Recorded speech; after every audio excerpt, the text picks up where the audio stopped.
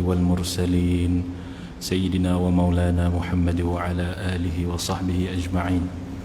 اللهم صل على سيدنا محمد الفاتح لما أغلق والخاتم لما سبق ناصر الحق بالحق والهادي إلى صراطك المستقيم وعلى آله وصحبه حق قدره ومقداره العظيم. سبحانك لا علم لنا إلا ما علمتنا إنك أنت العليم الحكيم ولا حول ولا قوة إلا بالله العلي العظيم. رب اشرح لنا صدورنا ويسر لنا أمورنا واحلل عقدة من ألسنتنا يفقه أقوالنا. رب يسر ولا تعسر يا كريم. أما بعد. السلام عليكم ورحمة الله تعالى وبركاته. Alhamdulillah, puji-pujian bagi Allah Subhanahu wa taala, dengan limpah kurnia-Nya kita dapat bersama pada hari ini untuk kita sambung lagi kitab Risalah Jamiah kita, siri yang kedua. Cumanya kitab ini saya dah cari banyak tempat dan banyakkannya tak ada stok. Ya, kerana stok apa namanya wallahu alam lah, kerana mungkin masalah pada waktu sekarang ni ke wallahu alam lah. Jadi yang saya pakai ini kitab Risalah Jamiah. Kitab Risalah Jamiah, kitab yang berkaitan dengan fardu ain, iaitu tentang ilmu tauhid, fiqh dan tasawuf. Sementara yang mana yang mampu kita baca, kita muzakarahkan sebelum sampainya tuan guru kita baliklah, sebelum dibenarkan balik tuan guru kita Dr. Aiman Al-Akiti untuk sambung kembali kuliahnya. Jadi tuan-tuan, puan-puan, muslimin dan muslimat yang dirahmati dan dikasihi oleh Allah Subhanahu wa taala, syukur kita kehadrat Allah Subhanahu wa taala dengan limpah kurnia-Nya, dengan taufik dan hidayahnya kita dapat bersama-sama pada hari ini sebagaimana yang disebutkan oleh baginda Rasulullah sallallahu alaihi wasallam, man salaka tariqan yaltamisu fihi ilman sahhalallahu lahu tariqan ilal jannah, ay salakallahu lahu tariqan ilal jannah. Sabda Nabi sallallahu alaihi wa ala alihi wasallam, sesiapa yang menuruti satu jalan untuk menuntut ilmu.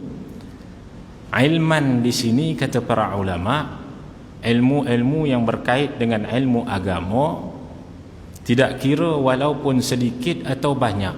Hatta kata para ulama, kemungkinan satu huruf daripada ilmu yang kita ingin belajar itu, maka siapa yang mendatangi majlis ilmu untuk belajar ilmu walau satu huruf, sahhalallahu lahu tariqan ilal jannah, maka Allah Subhanahu wa taala akan mudahkan jalannya ke syurga Allah Subhanahu wa taala. Moga Allah Subhanahu wa taala memudahkan jalan kita untuk ke syurga Allah Subhanahu wa taala. Amin ya rabbal alamin. Jadi insya-Allah hari ini kita masuk kepada perbahasan kitab Ar-Risalah Al-Jami'ah. Kita sudah selesai berkaitan dengan biodata pengarang. Kemudian kita dah baca, kita dah syarahkan sedikit tentang Bismillahirrahmanirrahim. Dan hari ini insya-Allah kita akan sambung kepada muqaddimah yang seterusnya. Setelah daripada Bismillahirrahmanirrahim, Bismillahirrahmanirrahim. Qala al-musannif rahimahullahu ta'ala wa nafa'ana bi'ulumihi fid darain amin ya rabbal alamin. Alhamdulillahi rabbil alamin, hamdan yuwafi ni'amahu wa yukafi'u mazidah. Wa sallallahu ala sayyidina Muhammadin wa ala alihi wa sahbihi wa sallam. Dinyatakan di sini alhamdulillahi rabbil alamin. Apa maknanya? Segala puji bagi Allah Subhanahu wa taala, pemilik sekalian alam. Bila sebut sahaja alhamdulillahi rabbil alamin, maka para ulama mengambil daripada satu riwayat sebagaimana riwayat bismillah, iaitu apa? Kullu amrin dhi balin la yubda'u bi bismillahirrahmanirrahim fahuwa aqta'. Setiap perkara yang membawa kebaikan, yang punya kebaikan, tidak dimulakan dengan bismillahirrahmanirrahim, fahuwa aqta', maka ia terputus. Berkata para ulama, antaranya di dalam kitab Safinatun Najah, dalam kitab Allahumma salli ala sayyidina Muhammad, Nailur Raja, syarah bagi Safinatun Najah, mengatakan apa? Terputus itu dengan makna ay qalilul barakah, iaitu sedikitnya barakah. Itu untuk bismillahirrahmanirrahim. Dan ada juga riwayat ditukarkan daripada bismillah itu kepada alhamdulillah, iaitu apa? Kullu amrin dhi balin la yubda'u bilhamdillahi fahuwa aqta'. Setiap perkara yang membawa ataupun yang ada manfaatnya, yang ada kebaikannya, tidak dimulakan dengan alhamdulillah, fahuwa aqta', ataupun terputus. Makna terputus tu ialah sedikitnya barakah. Maka sebab itulah setiap daripada kitab para ulama, mereka akan mulakan dengan bismillahirrahmanirrahim, kemudian alhamdulillahi rabbil alamin, kemudian salawat kepada Rasulullah sallallahu alaihi wa ala alihi wa ashabihi wa baraka wasallam. Cuma ada antara kitab yang bismillahnya itu dia masuk sekali dalam bait isi kitab pun ada. Antaranya apa? Kitab Aqidatul Awam. Contoh, abda'u bismillahi warrahmani wa birrahimi daimil ihsani falhamdulillahil qadimil awwali al-akhiril baqi bila tahawuli thumma salatu wassalamu sarmada ala nabi khairi man qad wahada wa alihi wa sahbihi wa man tabi' sabila dinil haqqi ghaira mubtadi'. Panjang lagi lah. Itu dipanggil sebagai bait-bait syair. Ada di antara kitab yang mana dia tulis bismillah, alhamdulillah, selawat tu dia masuk sekali dalam bait syair pun ada. Macam kitab ni dia pisahkan bismillah, alhamdulillah, selawat, kemudian baru dia masuk isi. Tapi kalau kitab Aqidatul Awam, bismillah, alhamdulillah, selawat tu dia masuk sekali dalam syair. Abda'u bismillah, aku mulakan dengan bismillah, warrahmani, kan? Dan sifat Allah Ta'ala yang rahmani, yang maha pemurah. Wa birrahimi daimil ihsani, dan dengan sifat maha penyayang Allah Ta'ala daimil ihsan, yang sentiasa berlaku ihsan. Wa birrahimi daimil ihsani falhamdulillahil qadimil awwali, maka puji-pujian bagi Allah yang bersifat dengan qadim. Itu dia. Al-qadim iaitu apa? Tiada mula. Al-awwali dengan makna tiada permulaan bagi dia. Al-awwalu bila ibtida'. Awwalu bila ibtida', iaitu apa? Tiada permulaan. Dialah awal, tiada permulaan baginya. Itu maknanya. Sampailah habis. Summa salatu wassalamu sarmada ala nabi khairi man qad wahada, sampailah habis. Itu semua dia masuk sekali dalam syair. Itu Masya Allah. Kitab para ulama ini kalau kita belajar, dia Masya Allah, sangat-sangat banyak kesenian dia, kehebatan dia. Kerana itulah kitab-kitab ini barakah, tuan-tuan yang dimuliakan Allah. Antaranya kitab Aqidatul Awam tadi yang kita bacakan, yang kita nyanyikan tadi, dikenali di seluruh dunia. Sedangkan itu kitab kecil sahaja. Kitab kecil sahaja.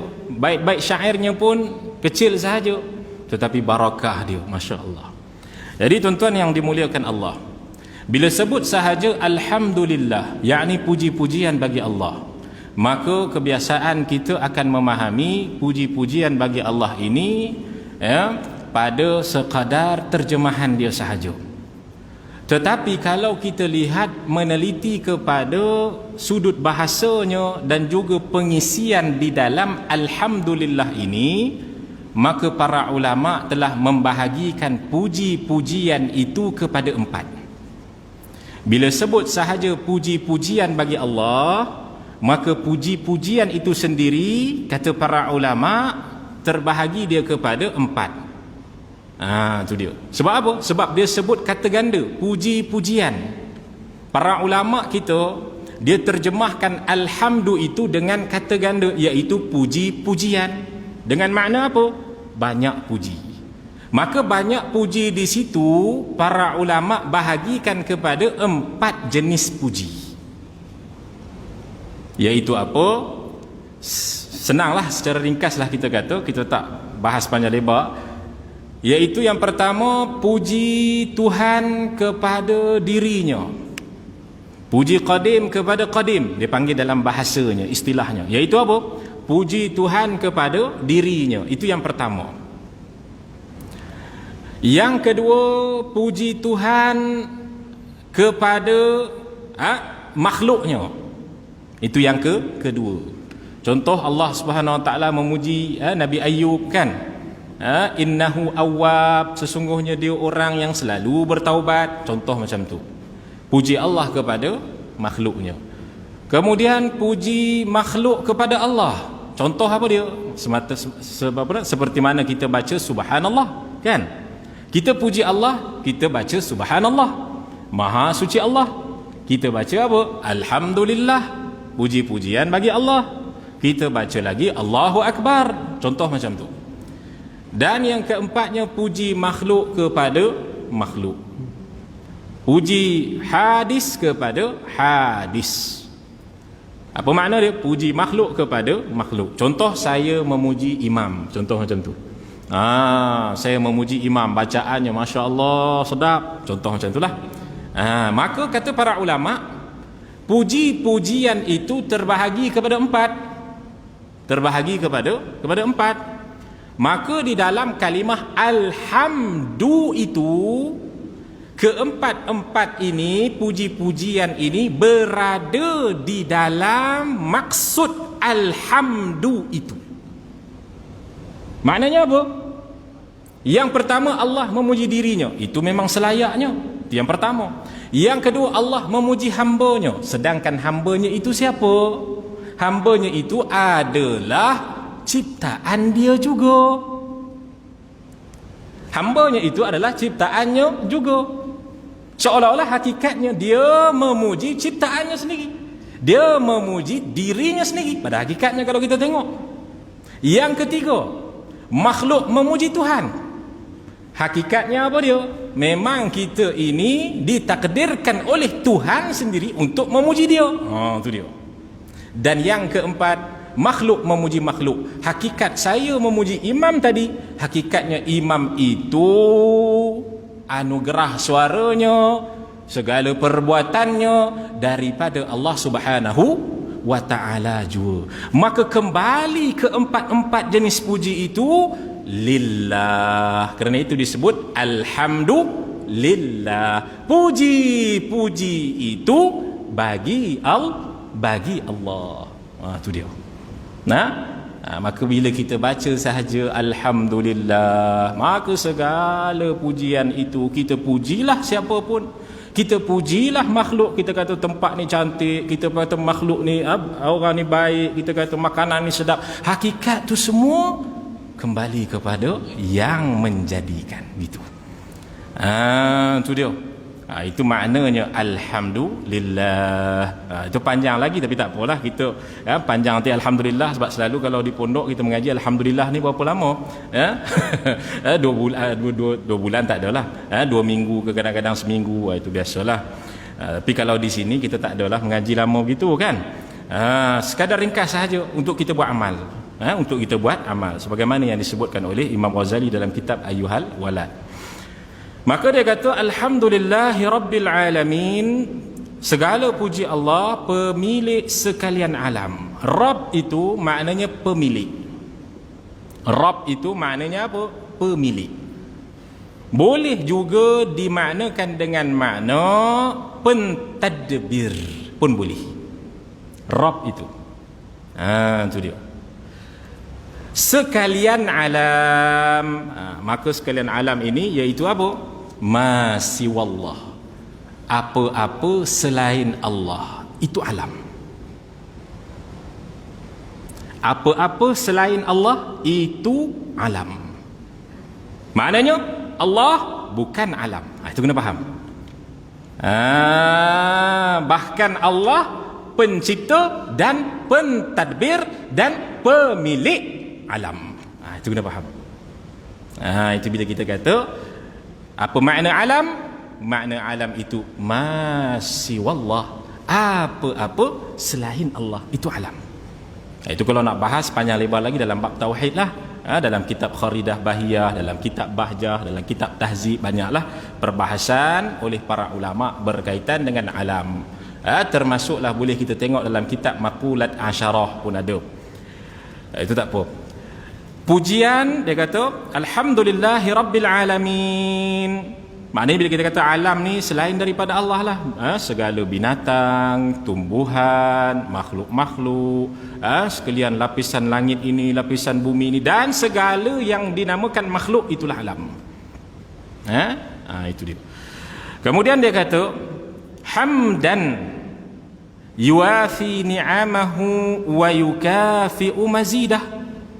Pujian yang memenuhi nikmat-nikmatnya dan memadai dengan penambahan nikmatnya.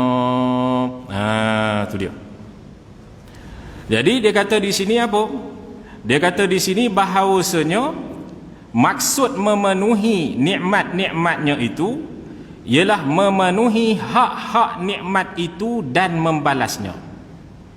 Dalam kitab Al-Azkar Imam An-Nawawi, makna memenuhi nikmat ialah nikmat yang mengenai akan seseorang lalu memperolehinya.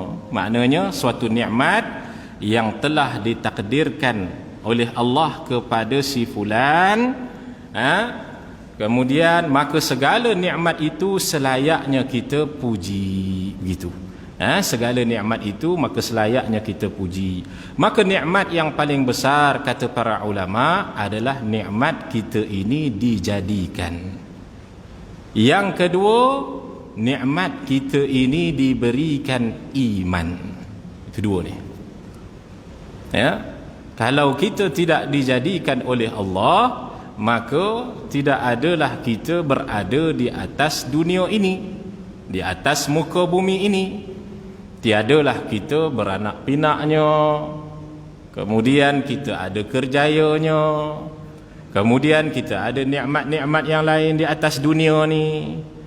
Kalaulah Allah Ta'ala tidak mencipta kita, maka ini diletakkan takdir oleh para ulama lah. Ditakdirkan andai sahaja, andai. Sebab kita dah ada. Kita kata andai sahaja kalau kita ni tiada, begitu. Kalau kita ni tak dijadikan Tuhan, maka tak adalah segala nikmat yang kita dah ada, dah dapat pada hari ini. Itu dia. Sebab apa? Sebab kita ini adalah makhluk yang dipanggil dengan jaizul wujud. Apa makna jaizul wujud? Iaitu kita ini harus sahaja wujud. Bila makna harus apa dia? Iaitulah harus ada dan harus tiada, gitu. Harus ada dan harus tiada. Kalau Allah zat yang wajibul wujud, yang wajib wujud. Dia hanya menerima ada, menerima wujud, tak terima tiada. Itu Allah Ta'ala. Tetapi kalau kita menerima ada, menerima tiada. Sebelum ini kita tiada. Kemudian Allah berkehendak untuk mengadakan kita. Kita ada. Kemudian pada satu saat ketika nanti Allah berkehendak untuk mentiadakan kita, maka kita ditiadakan. Sampai satu ketika nanti kita diadakan kembali di mana? Di padang mahsyar, begitu. Tapi boleh tak kalau Allah Ta'ala tak nak mengadakan kita ketika mana di padang mahsyar? Boleh. Sebab apa? Sebab kita ini jaizul wujud. Terima ada, terima tiada. Tetapi disebabkan janji Allah. Dia kata dalam Quran apa? فَمَنْ يَعْمَلْ مِثْقَالَ ذَرَّةٍ خَيْرًا يَرَهُ وَمَنْ يَعْمَلْ مِثْقَالَ ذَرَّةٍ شَرًّا يَرَهُ. Siapa yang beramal, maka dia akan, walaupun dia فَمَنْ يَعْمَلْ مِثْقَالَ ذَرَّةٍ خَيْرًا يَرَهُ, siapa yang beramal dengan walaupun sezarah sahaja baik, maka akan dikira, akan dilihat juga, akan dihitung juga. Siapa yang buat jahat walaupun sedikit, walaupun sezarah, akan dihitung juga. Maknanya apa? Akan dibangkitkan juga kembali. Begitu. Maka tuan-tuan yang dimuliakan Allah Subhanahu wa taala, dia kata di sini memadai dengan penambahan nikmatnya, wa yukafi'u mazidah. Memadai dengan penambahan nikmatnya, iaitu apa? Wa yukafi'u mazidah. Maknanya apa dia? Kalau kita baca dalam Al-Quran, Allah firman, a'udzu billahi minasyaitonir rajim, la in syakartum la azidannakum wa la in kafartum inna adzabi lasyadid. Sekiranya kamu bersyukur, maka aku akan tambah. Sekiranya kamu kufur, sesungguhnya azabku lasyadid, tersangatlah pedih. Begitu. Nah, maka di sini kata para ulama, mazidah di sini adalah penambahan yang diberikan oleh Allah Ta'ala. Terkadang penambahan itu yang disangka nikmat, tetapi hakikatnya istidraj. Itu kena faham. Kadang-kadang penambahan itu adalah dengan rahmat, kasih dan redha Allah Ta'ala. Jadi kadang-kadang kita jangan tertipu dengan penambahan. Kena letakkan dalam diri kita syukur, kena letakkan dalam diri kita takut dan harap, khauf dan roja. Terkadang kita anggap bahawasanya apa sahaja aku doa ini terus dapat, maka kita merasakan keselamatan, kita rasa diri kita ini telah terselamat. Maka ini salah satu daripada tipu daya syaitan. Hati-hati, kerana ditakuti yang kita dapat itu dipanggil istidraj. Begitu. Maka selalulah kita pohon kepada Allah, dan selalulah dalam hati kita meletakkan khauf, takut dan roja, iaitu harap. Takut kalau Allah Ta'ala murka dengan kita. Takut kalau Allah Ta'ala tidak menerima amal kita. Kerana kita kena tahu, sedar diri kita ini punya banyak kelemahan. Diri kita ini punya banyak kelalaian dan kelompangan dalam amal. Terkadang kita dah menganggap bahawasanya diri kita ini telah selesai dengan suatu ibadah. Tapi hakikatnya manusia itu tidak akan lari daripada kelemahan. Maka kerana itulah kita kena harap kepada Allah, takut kepada Allah. Takut apa? Takut kalau Allah tak terima amal kita kerana amal kita yang banyak kurang, kerana kelemahan diri kita, kerana dalam solat kita tidak khusyuk, kerana macam-macam perkara yang datang dalam solat kita. Contoh, takut di situ. Dalam masa yang sama kena ada harap supaya Allah terimalah, ya Allah. Ya Allah, terimalah taubatku, ya Allah. Ya Allah, terimalah amalku, ya Allah. Ya Allah, terimalah puasaku, ya Allah. Kita pohon kepada Allah Subhanahu wa taala. Jangan jadi orang yang telah merasa yakin. Dia nampak, oh dia dapat nikmat, oh sekali aku doa Allah bagi terus, sekali aku doa Allah bagi terus, sekali aku doa Allah bagi terus. Sekali aku solat, aku merasakan, oh ni sah dah, Allah terima sungguh. Itu bahaya. Ya. Walaupun zahirnya sah, pada rukunnya sah, pada syarat sahnya sah, tak ada masalah. Tapi adakah hakikatnya ibadah kita itu diterima oleh Allah? Pada zahirnya sah, tapi pada batinnya bagaimana? Itu dia. Maka kena ada khauf, kena ada roja. Sebab tu para ulama kata jangan tertipu dengan nikmat. Jangan tertipu dengan nikmat. Kerana kadang-kadang nikmat itu istidraj.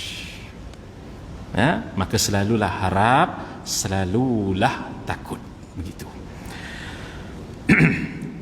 Maka dikatakan lagi, selawat dari Allah Subhanahu wa taala kepada penghulu kami, wa sallallahu ala sayyidina Muhammadin wa ala alihi wa sahbihi wasallam. Wa sallallahu, selawat daripada Allah kepada penghulu kami Nabi Muhammad sallallahu alaihi wasallam. Jadi tuan-tuan yang dimuliakan Allah, dalam kitab biasanya ditulis bismillah, alhamdulillah, kemudian salawat. Sebegitu juga dalam doa kita dibacakan salawat. Maka salawat ini tuan-tuan yang dimuliakan Allah adalah satu ucapan ataupun satu doa yang memustajabkan doa kita, insya-Allah.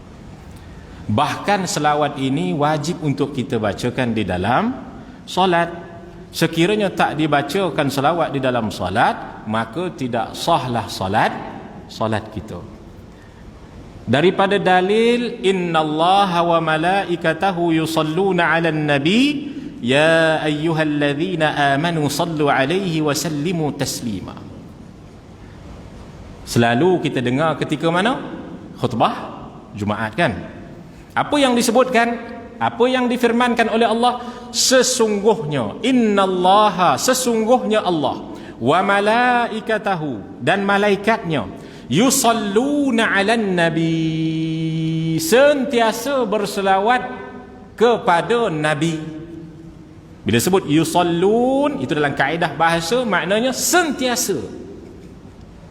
Sentiasa yusallun, sentiasa salawat 'alan nabi, ke atas an-nabi. Para ulama kata bila sebut an-nabi dalam selawat kita, bila sebut an-nabi sahaja, terus diitlaq ataupun terus dimaksudkan Sayyiduna Muhammad sallallahu alaihi wasallam.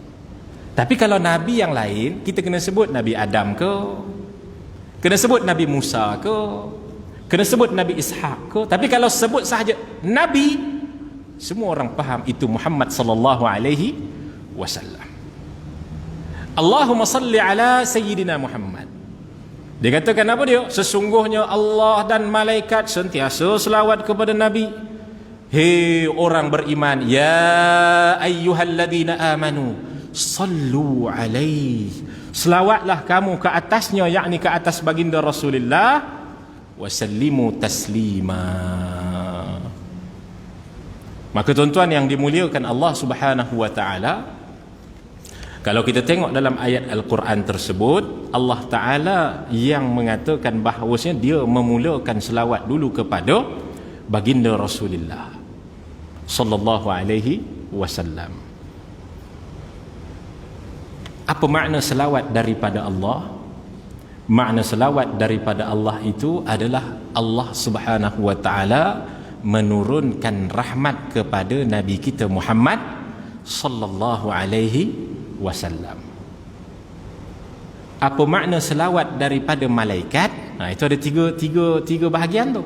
Satu selawat daripada Allah, satu selawat daripada malaikat, satu selawat daripada orang beriman. Ada tiga bahagian tu. Dia tak boleh sama makna sama-sama tu, tak boleh. Yang pertama selawat daripada Allah dengan makna apa?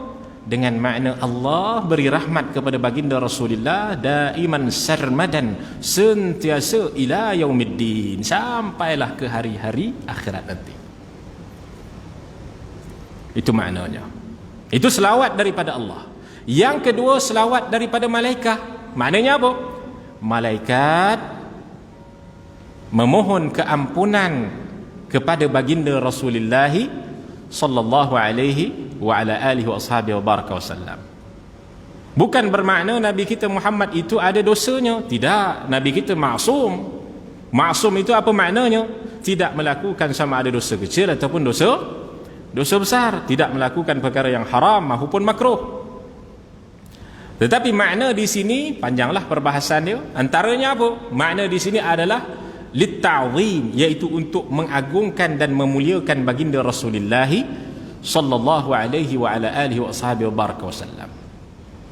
Itu yang kedua. Kerana baginda Nabi diampunkan oleh Allah itu, malah dia dijaga oleh Allah Subhanahu wa taala. Malah tidak ada kesalahan ataupun suatu perkara yang haram ataupun makruh yang dilakukan oleh baginda Rasulullah sallallahu alaihi wasallam. Ini perbahasan yang panjang di dalam ilmu tauhid. Kemudian yang ketiga adalah selawat daripada orang beriman. Apa maknanya? Maknanya adalah orang beriman membaca Allahumma salli ala Sayyidina Muhammad.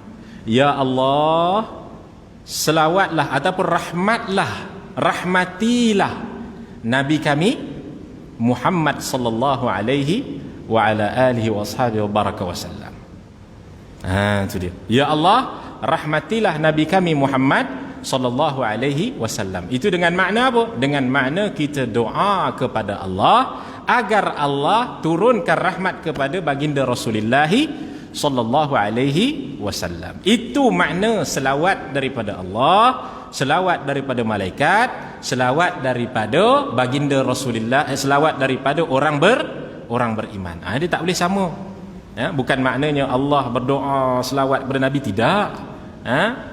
Kita yang minta kepada Allah agar diturunkan rahmat kepada baginda Rasulullah sallallahu alaihi wasallam. Maka kata para ulama, apa dia? Kata para ulama, bila kita ini minta kepada Allah untuk selawat, untuk turunkan rahmat kepada Rasulullah sallallahu alaihi wasallam, hakikatnya Allah telah turunkan rahmat kepada baginda Rasulullah. Hakikatnya. Bahkan andai kata tidak ada orang yang selawat kepada Rasulullah, tetap Allah Ta'ala beri rahmat selawat kepada baginda Rasulullah sallallahu alaihi wasallam. Perintah Allah kepada orang beriman untuk selawat kepada baginda Rasulullah itu, kalau kita lihat kepada hikmahnya, sebenarnya supaya kita ini mendapatkan rahmat daripada Allah Subhanahu wa taala. Bukanlah bermakna kita doa minta Allah rahmati Nabi dengan makna Nabi memerlukan selawat kita. Tidak. Sebab Nabi SAW sentiasa mendapat rahmat daripada Allah, yakni selawat daripada Allah sentiasa. Sebab tu kata para ulama, Nabi SAW pada hakikatnya tak memerlukan pun selawat kita. Kerana apa? Kerana baginda Rasulullah darjatnya itu tetap mulia dan tinggi, sentiasa ditambah-tambah ketinggiannya oleh Allah Subhanahu wa taala. Tetapi kenapa perintah Allah kepada kita? Supaya kita inilah yang mendapatkan rahmat daripada Allah atas sebab keterkaitannya kita dengan baginda Rasulullah sallallahu alaihi wa ala alihi wasallam. Sebab siapa-siapa ataupun apa-apa yang ada kaitan dengan Rasulullah, Allah akan muliakan dia.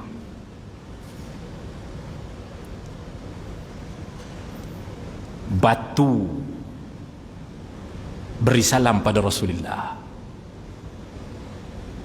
Pohon tamar berjalan sampai kepada Rasulullah, beri salam pada Rasulullah. Pelepah tamar menangis rindukan Rasulullah. Unta Rasulullah sallallahu alaihi wasallam qaswa, setelah wafatnya Rasulullah sallallahu alaihi wasallam, buta matanya, mengalir air mata, tidak mahu makan kerana rindukan Rasulullah. Akhirnya mati dalam keadaan buta matanya. Ini semua termasuklah Jabal Uhud, Bukit Uhud, yang cintakan Rasulullah sallallahu alaihi wasallam. Semua mereka ini Allah muliakan. Mereka semua masuk ke dalam syurga Allah Subhanahu wa taala. Maka yang ada kaitannya dengan Rasulullah sallallahu alaihi wasallam, Allah pasti akan muliakan dia juga. Siapa yang memuliakan Rasulullah, maka Allah akan memuliakan dia. Itu dia. Itulah sebabnya kata para ulama, diarahkan ataupun diperintahkan kepada manusia, kepada makhluk ini untuk berselawat kepada Rasulullah supaya kita mendapatkan kemuliaan dan cebisan-cebisan rahmat Allah Subhanahu wa taala daripada Habibullah, daripada apa? Keterkaitannya kita dengan kekasih Allah. Itu maknanya. Maka tuan-tuan yang dimuliakan Allah Subhanahu wa taala, maka kita berselawat kepada Rasulullah banyaklah faedahnya, masya-Allah. Kalau kita baca dalam hadis yang banyak tu, masya-Allah, faedahnya cukup banyak. Malah dikatakan oleh para ulama, dikatakan siapa yang dapat menghabiskan salawat 1000 kali dalam sehari, diistiqamahkan, mudah-mudahan dia ini mendapatkan husnul khatimah. Ini dari bab tajribah. Apa makna tajribah? Iaitu kita melihat amalan para ulama. Dalil tak ada. Dalil tak ada. Orang kata dalil tak ada, tak boleh amal. Sabar dulu. Kadang-kadang amalan para ulama itu dipanggil tajribah. Dalam mazhab Syafi'i kita diharuskan, tak ada masalah. Contoh ulama ni, dia setiap malam dia baca Yasin, akhir sekali Allah Ta'ala tunaikan hajat dia. Maka dia beritahu pada anak murid dia, setiap malam baca Yasin, 3 malam baca Yasin, insya-Allah Allah tunaikan hajat. Itu sahaja. Itu babnya. Ini tajribah. Maknanya apa? Kita usaha, ikhtiar, para ulama mereka dah susun amalan-amalan yang mereka dapat pengalaman daripada amalan tersebut, mereka ajar kita. Begitu. Maka kita nak dapatkan keberkatan, kita pun amalkanlah sebagaimana amalan mereka. Mudah-mudahan adalah keberkatannya. Begitu. Maka tuan-tuan yang dimuliakan Allah, ini perbahasan yang panjang dalam bab at-tajribah. Itu dia. Ya, tak boleh kita terus kata ini bid'ah, ini sesat, ini syirik, ini neraka, ini kafir. Tak boleh. Sabar. Dalil Quran itu bukan sekadar Quran, dan dalil kepada hukum itu bukan sekadar kita lihat kepada Quran, lihat kepada hadis terus kita keluarkan hukum. Tidak. Para ulama lihat kepada mafhumnya, kepada mantuknya, kepada amnya, kepada khasnya, kepada asbabun nuzulnya, asbabul wurudnya, kepada nak memahaminya, sehinggalah berlaku ijtihad para ulama. Begitu. Bukan sekadar kita senang-senang sahaja kata tak ada dalil, terus tak boleh. Perbahasan dalam bab kullu bid'atin dalalah wa kullu dalalatin finnar. Hadis Nabi SAW, setiap bid'ah itu sesat dan setiap yang sesat itu dalam neraka. Setiap di situ dinamakan dengan nama kullu kulliyah ataupun kullu juz'iyah. Mana satu? Iaitu kullu dengan makna setiap itu dengan makna semuanya ke, ataupun setiap itu dengan makna setengahnya. Kalau kata semua bid'ah, kullu di situ maknanya setiap itu dengan makna semua, maknanya apa sahaja dalam dunia ni semua bid'ah habis. Ini menara ni semua bid'ah, apa namanya, bumbung ni, apa kereta ni, kamera ni, bid'ah habis. Kalau dikatakan kullu itu dengan makna kullu kulliyah, itu perbahasannya panjang. Sebab itu jangan kita senang-senang kita kata setiap bid'ah ni sesat, maka setiap sesat masuk neraka. Ni bid'ah ni, tahlil bid'ah, maulid bid'ah. Tak bolehlah. Sabar tuan-tuan ya, sabar. Itu dia. Jadi tuan-tuan yang dimuliakan Allah Subhanahu wa taala, dikatakan di sini selawat kepada Sayyiduna Muhammad sallallahu alaihi wasallam wa ala alihi wa sahbihi wasallam. Juga selawat kepada ahli keluarga dan para sahabatnya, sahabat Rasulullah, serta salam ke atas mereka. Ini pun kita percepatkanlah perbahasan dia. Bila sebut sahaja ahli keluarga, sebenarnya ada tiga golongan yang disebut ahli keluarga Rasulullah sallallahu alaihi wasallam. Cuma yang kita nak mention di sini antaranya adalah siapa yang bernasab dengan nasab Rasulullah sallallahu alaihi wasallam, yang melalui siapa? Sayyidah Fatimah radhiyallahu taala anha, anak Nabi sallallahu alaihi wa ala alihi washabihi wa baraka wasallam. Itu dia. Ya, yang hari ini kita panggil Sayyid Sharifah Habib tu kan? Habib Omar ke, Habib Ali ke, Habib tu, itu dia. Itu semua adalah keturunan Rasulullah sallallahu alaihi wasallam. Macam mana? azan ke Ustaz? Ya. Ya.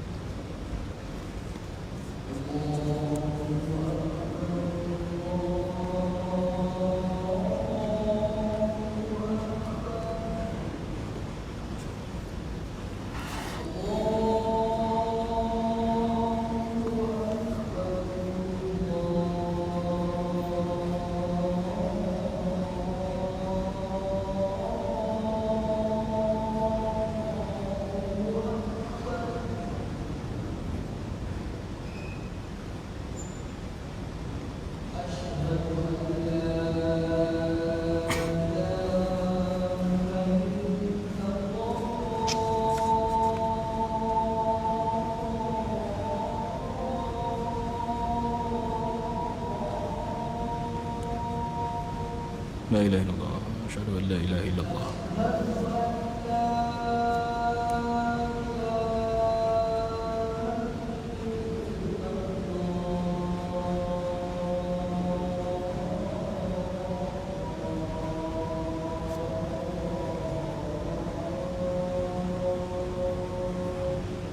Asyhadu an la ilaha illallah.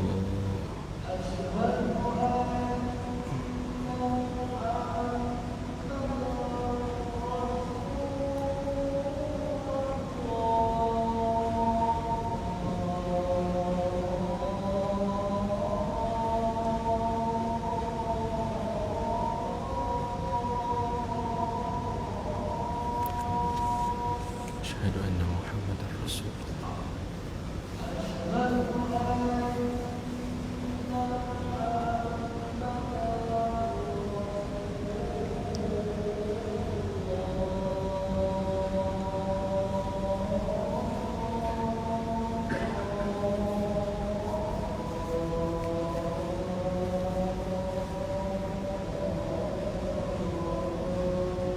أشهد أن محمدا رسول الله.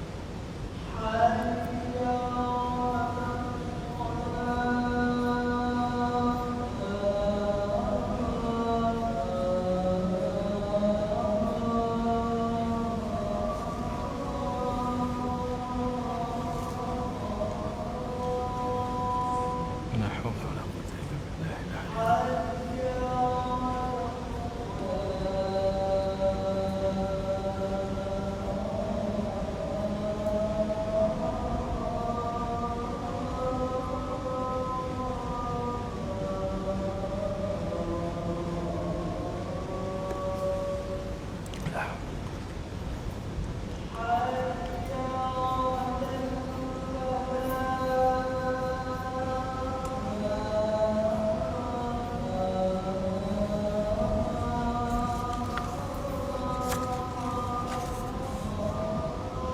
لا قوة إلا بالله العلي العظيم.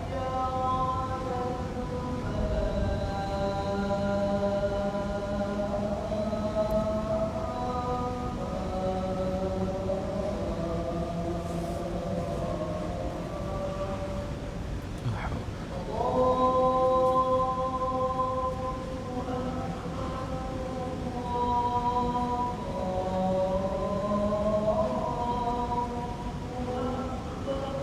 الله أكبر.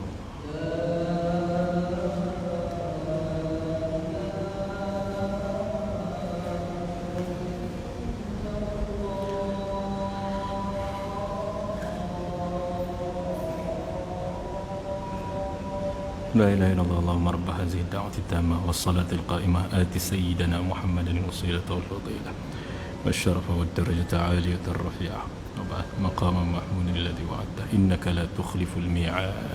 آمين. Sedikit lagi, ahli keluarga dan para sahabatnya, itu sahabat Rasulullah sallallahu alaihi wasallam. Sahabat siapa?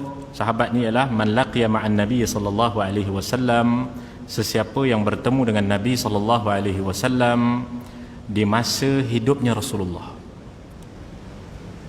Beriman dengan Rasulullah sallallahu alaihi wasallam dan wafat dalam keadaan beriman. Ya, itu asas kepada ta'rifan sahabat. Asas kepada ta'rifan sahabat. Iaitu apa? Berjumpa dengan Nabi, itu yang pertama. Yang kedua, beriman dengan Nabi. Yang ketiga, berjumpa dengan Nabi ketika hidupnya Nabi. Itu tadi tu. Ya, berjumpa dengan Nabi ketika hidupnya Nabi sallallahu alaihi wasallam. Beriman dengan Nabi, kemudian wafat dalam keadaan beriman dengan Nabi sallallahu alaihi wasallam. Maka ada setengah para ulama lagi menambahkan lagi ala wajhil ard, iaitu apa? Berjumpa dengan Nabi sallallahu alaihi wasallam di atas muka bumi ini, bukan di langit. Ya, sebab malam Isra' Mi'raj Nabi SAW jumpa dengan para anbiya dan sebagainya itu, maka itu bukanlah dikira sahabat. Itu dia.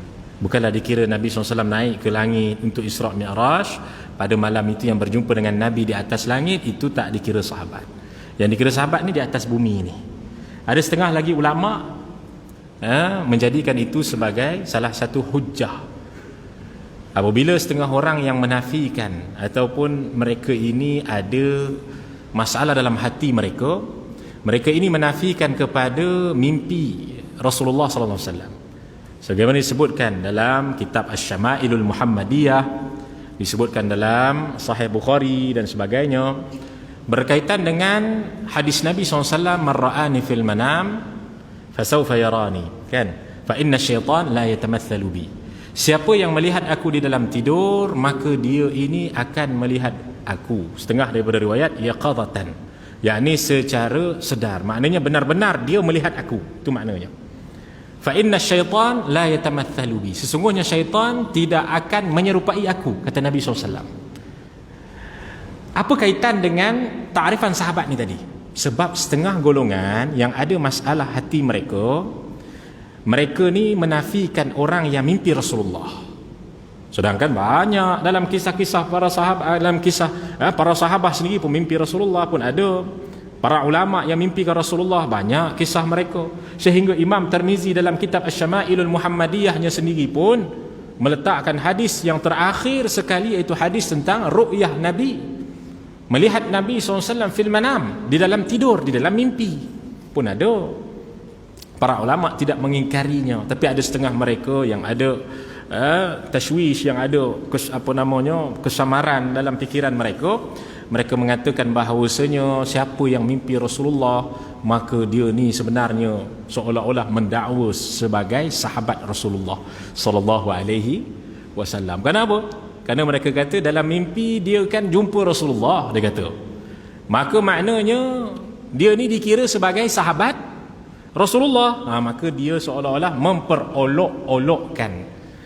Sebab tu kita kena kembali kepada ta'rifan sahabat tadi. Apa ta'rif sahabat? Iaitu melihat Rasulullah ataupun berjumpa Rasulullah ketika hidupnya, hidup tadi tu, fi hayatihi, ketika hidupnya Rasulullah sallallahu alaihi wasallam, bukan setelah wafatnya Rasul sallallahu alaihi wasallam. Itu dia.